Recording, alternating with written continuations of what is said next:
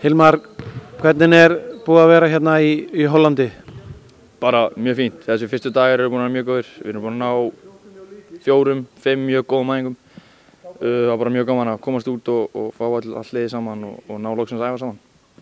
Nú er búið að vera eins og sagðir hérna í 2 daga og ná nokkrum æfingum.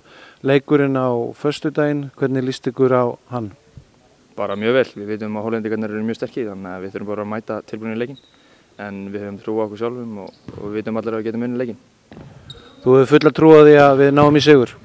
Já, algjörlega. Það væri bara fáránlegt að vera með annað en fulla trú á því. Gott mál. Annað, Ægir og Raggi voru að ræða málinu rétt á hann. Hvað vildir að þú væri að koma inn á í þessu viðtali?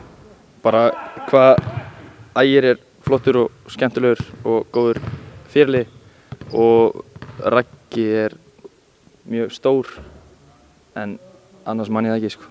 Þú ert alveg viss að það hafi verið þetta sem þið voru að ræða? Já, algjörlega það sko, bara það. Gott mál, takk.